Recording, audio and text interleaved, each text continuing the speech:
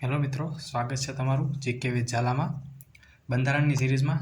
મિત્રો આપણે આગળ વધીએ તો આપણે આની પહેલાં મિત્રો છે ને અમુક વિશે આપણે જોયું. આજે આપણે જોવાના છીએ ભાગ 1 વિશે. તો ભાગ 1નું નામ શું છે મિત્રો? સંઘ અને તેનું રાજ્ય ક્ષેત્ર. બરાબર, તેમાં 4 આર્ટિકલ આપેલા છે. તો આર્ટિકલ 1માં શું લખેલું છે? ઇન્ડિયા અર્થાત ભારત રાજ્યનો બનેલો સંઘ રહેશે. બરાબર, એટલે કે યુનિયન ઓફ સ્ટેટ કહેવાશે. બરાબર મિત્રો, ભારત સંઘના વિસ્તાર અથવા રાજ્ય ક્ષેત્રમાં રાજ્યો, કેન્દ્રશાસિત પ્રદેશો અને મેળવેલ રાજ્યો, બરાબર મિત્રો, આનો સમાવેશ થાય છે.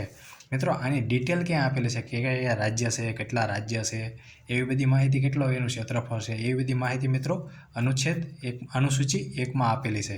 બરાબર મિત્રો, આની ડિટેલમાં માહિતી આર્ટિકલ 1નો વિસ્તારથી માહિતી કેમ આપેલી છે? અનુસૂચિ 1માં આપેલી છે. અનુસૂચિઓ મિત્રો આપણે જોવાના છીએ આગળના વિડીયોમાં. અનુસૂચિ 1માં શું આપેલું છે કે 28 રાજ્યોના નામ આપેલા છે, 8 કેન્દ્રશાસિત પ્રદેશોના પણ નામ આપેલા છે, તેનું ક્ષેત્રફળ પણ આપેલું છે. તો આપણે ભારતનું ક્ષેત્રફળ કેટલું છે મિત્રો? 32,87,263 ચોરસ કિલોમીટર. બરાબર, તેવી જ રીતે ગુજરાતનું કેટલું છે? 1,96,024 ચોરસ કિલોમીટર. બરાબર મિત્રો. હવે મિત્રો ઉપર આવ્યું કે ભારત સંઘ રાજ્યનો બનેલો સંઘ રહેશે. તો સંઘની વ્યાખ્યા શું થાય છે મિત્રો? એક એવો સમૂહ કે જેને તોડી શકાય નહીં, એટલે કે મિત્રો અખંડિતતાનો ગુણધર્મ ધરાવે છે. બરાબર, ભારતના સંદર્ભમાં ભારતનું કોઈ પણ રાજ્ય ભારત સંઘથી અલગ થઈ શકશે નહીં તેવું દર્શાવેલું છે. આર્ટિકલ 1માં એવું દર્શાવેલું છે. બરાબર મિત્રો. હવે આર્ટિકલ 1માં આપણે કયા ક્વેશ્ચન આપણને પૂછાય છે, કઈ રીતના પૂછાય છે તેના વિશે જોઈએ. તો કે ભારત સંઘ શેનો બનેલો છે? તો કે ભારત સંઘ રાજ્યનો બનેલો સંઘ છે. બરાબર મિત્રો. ભારત સંઘના વિસ્તાર અથવા રાજ્ય ક્ષેત્રમાં કોનો સમાવેશ થાય છે? તો કે 28 રાજ્ય, કેન્દ્રશાસિત પ્રદેશ અને મેળવેલ રાજ્ય. બરાબર, એનો સમાવેશ થાય છે. હવે કે આપણું રાષ્ટ્ર આંતરરાષ્ટ્રીય સંધિ કે કરાર કયા નામથી કરે છે? તો કે રિપબ્લિક ઓફ ઇન્ડિયાના નામથી કરે છે. બરાબર મિત્રો. સંયુક્ત રાષ્ટ્રમાં આપણા રાષ્ટ્રનું નામ કયું લખાય છે? તો કે સંયુક્ત રાષ્ટ્રમાં ઇન્ડિયા તરીકે આપણું નામ લખાય છે. બરાબર. આર્ટિકલ 2 શું કહે છે? આર્ટિકલ 2 કહેશે કે ભારત સંઘના બહારના ક્ષેત્ર, બરાબર, કે જે ભારત સંઘનો હિસ્સો નથી, જે ભારત સંઘના પ્રવેશ આપી શકાય, તેને રચના કરી શકાય.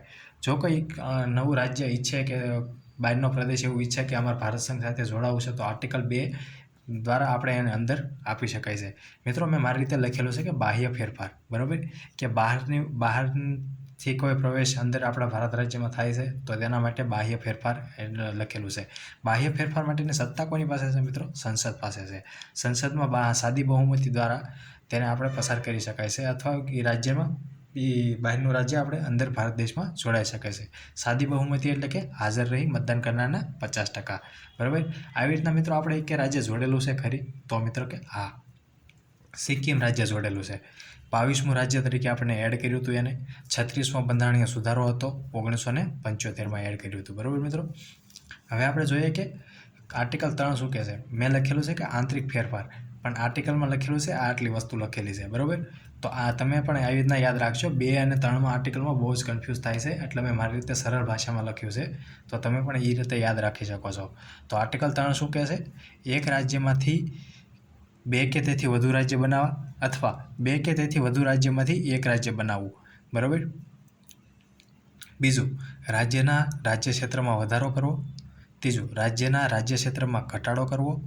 ચોથું, રાજ્યની સરહદની બદલી કરવી. પાંચમું, રાજ્યના નામમાં પરિવર્તન કરવું. આ આટલી વસ્તુ મિત્રો આર્ટિકલ 3માં આપેલું છે. મિત્રો અહીંયા રાજ્ય શબ્દ લખ્યો છે, એમાં કેન્દ્રશાસિત પ્રદેશનો પણ સમાવેશ થાય છે. બરાબર. આંતરિક ફેરફાર કરવાની સત્તા પણ કોનીમાં હોય છે? સંસદ પાસે હોય છે. સાદી બહુમતી દ્વારા પસાર કરી શકાય છે.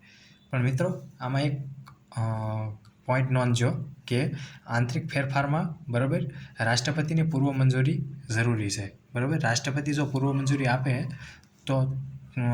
તો પ્રસ્તાવના એક ચોક્કસ સમય માટે રાષ્ટ્રપતિ સંબંધિત રાજ્યના વિધાનસભામાં અભિપ્રાય માટે મોકલશે, અને તે પસાર કરી અને સાદી બહુમતી દ્વારા તેને અલગ અથવા બીજા રાજ્યમાં જોડી દેવામાં આવશે. બરાબર, એને અંતિમ નિર્ણયની સત્તા કોની પાસે રહે છે મિત્રો? સંસદ પાસે રહેશે. જો કંઈ વિવાદ થાય તો અંતિમ સત્તા કોની પાસે હોય છે મિત્રો? સંસદ પાસે હોય છે. સાદું બહુમતી દ્વારા આંતરિક ફેરફાર કરી શકાય છે. બરોબર મિત્રો. એવા રાજ્યો મિત્રો આપણે નામ ને એવું કંઈ પરિવર્તન કરેલા છે ખરી? તો મિત્રો હા, કોચીનનું મિત્રો આપણે શું કરેલું છે? કેરળ કરેલું છે. 1956માં કરેલું છે. મદ્રાસનું આપણે શું કરેલું છે મિત્રો? તમિલનાડુ કરેલું છે 1969માં. મૈસૂરનું મિત્રો આપણે શું કરેલું છે? કર્ણાટક કરેલું છે. ક્યારે કર્યું છે? 1773માં કરેલું છે. ઉત્તરાંચલનું આપણે મિત્રો ઉત્તરાખંડ કરેલું છે 2007માં કરેલું છે. ઓરિસ્સાનું મિત્રો આપણે ઓડિશા કરેલું છે 2011માં. બરાબર મિત્રો. હાલ તો મિત્રો આપણે યુપી તરીકે ઓળખીએ છીએ. બરાબર. તો તેનું પૂર્વ નામ શું હતું મિત્રો? બરાબર, તે આગળ તમે કોમેન્ટમાં જણાવજો. તેને પણ આપણે સ્વીકાર કર્યો હતો યુપી તરીકે 24 જાન્યુઆરી 1950ના દિવસે. આ 24 જાન્યુઆરી 1950 મિત્રો યાદ રાખજો કે રાષ્ટ્રગાન અને રાષ્ટ્રગીતનો સ્વીકાર પણ આ જ તારીખે કરવામાં આવેલો છે. બરાબર મિત્રો. હવે મિત્રો જોઈએ આર્ટિકલ 4 શું કહે છે. આર્ટિકલ 2 અને આર્ટિકલ 3 પ્રમાણે થયેલ ફેરફાર અનુચ્છેદ 368 મુજબ બંધારણીય સુધારો ગણાશે નહીં. બરાબર મિત્રો. એટલે કે આ બાહ્ય ફેરફાર અને આંતરિક ફેરફાર બરાબર થયેલા છે અનુચ્છેદ 368 મુજબ જે સુધારો ગણાશે એ સુધારો ગણાશે નહીં. બરાબર. તેમાં આમનામાં કુલું કરવામાં આવશે, તેમાં ફેરફાર કરવામાં આવશે નહીં. એવું આર્ટિકલ 4માં લખેલું છે. હવે આપણે જોઈએ કે અમુક ક્વેશ્ચન આન્સર આમાંથી કયા કયા પૂછાયેલા છે. તો તમે જવાબ આપજો કોમેન્ટમાં. બરાબર. કે રાજ્ય ભારત એક વિભાજ્ય રાજ્યનો અવિભાજ્ય સમૂહ છે. ભારતના રાજકીય નકશો બદલવાની સત્તા સંસદ પાસે છે. ભારતનું બંધારણ રાજ્યને તેના અસ્તિત્વની કોઈ જ બાંહેધરી પ્રદાન કરતું નથી. આમાંથી કેટલા વિધાનો સાચા છે મિત્રો? વિડીયો પોઝ કરો અને તમારી રીતે મનમાં વિચારો અથવા કોમેન્ટમાં તમે જવાબ આપી શકો છો. આશા છે તમે જવાબ આપ્યો હશે. તો મિત્રો આમાંથી 3 વિધાનો સાચા છે. બરાબર. આ 2 વિધાનો તો તમને સમજાઈ ગયા છે મિત્રો. આ ત્રીજું વિધાન તમને નહીં સમજાણું હોય કે ભારતનું બંધારણ રાજ્યને તેના અસ્તિત્વનો કોઈ બાંહેધરી આપતું નથી. તો એને આપણે એક્ઝામ્પલ તરીકે જોઈએ તો મિત્રો આપણે જોયું કે બૃહદ મુંબઈમાં બરાબર આપણું ગુજરાત બન્યું. બૃહદ મુંબઈને આપણે ગુજરાત આખું બનાવી નાખ્યું. બરાબર. આંધ્રપ્રદેશને મિત્રો છે એમાં તેલંગાણા એક રાજ્ય આખું નવું બનાવી નાખ્યું. બરાબર. એટલે એવું સાબિત થાય છે કે કોઈ બાંહેધરી આપતું નથી, તમારું રાજ્ય એટલું ફિક્સ જ રહેશે. બરાબર. હવે આપણે જોઈએ કે અમુક મિત્રો બંધારણના ભાગ વિશે આપણે જોઈ લઈએ. બરાબર.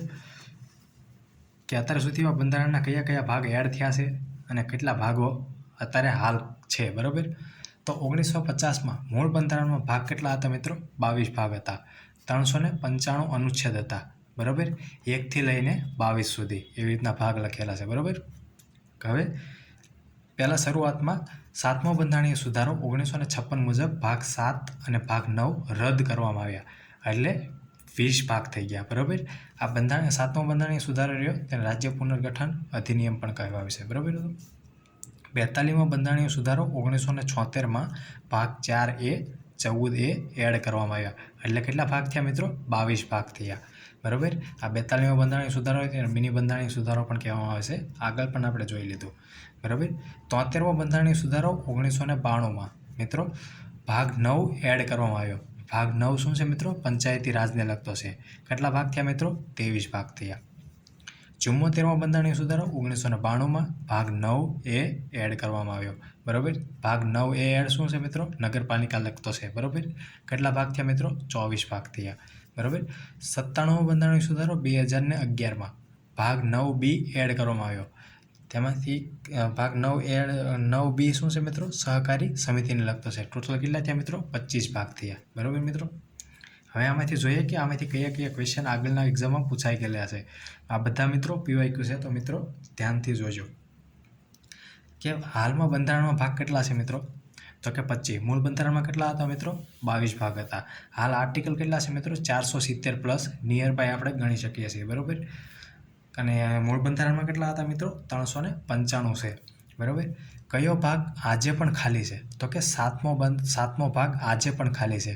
જો મિત્રો આ ભાગ રહ્યો રદ કર્યો તો 7મો બંધારણીય સુધારો 1956માં 7મો અને ભાગ 9 એ રદ કરવામાં આવ્યો હતો.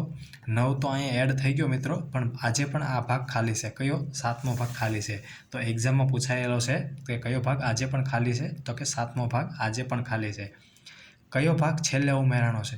મિત્રો અહીંયા મોસ્ટ આઈએમપી બધા એક્ઝામમાં 25મો ભાગ કરીને આવે છે, પણ 25મો ભાગ નથી આવતો. ખરેખર આવે છે 9B. અહીંયા જુઓ આપણે મિત્રો, 97મો બંધારણીય સુધારો 2011માં 9B એડ કરવામાં આવ્યો. તેનો ભાગ નંબર આપણે કયો આપેલો છે? 25 આપેલો છે. ભાગ 25 એડ કરવામાં નથી આવ્યો. બરાબર મિત્રો?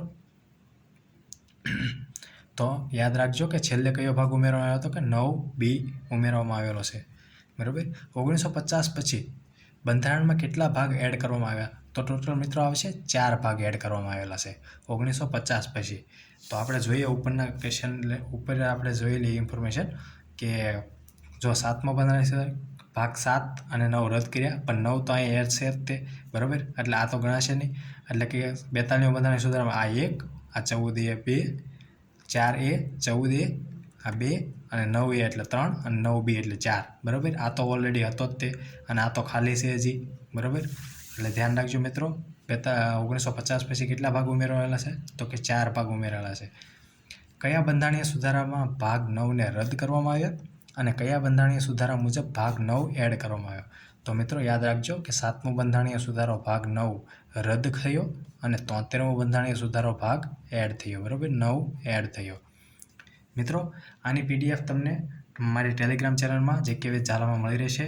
તો તમારે રીડ કરવી હોય તો તેમાંથી ટેલિગ્રામ ચેનલ જોઈન કરી લેજો, અને એક્ઝામને લગતી માહિતી પણ તમને મારી ટેલિગ્રામ ચેનલમાંથી મળી રહેશે. થેન્ક યુ મિત્રો.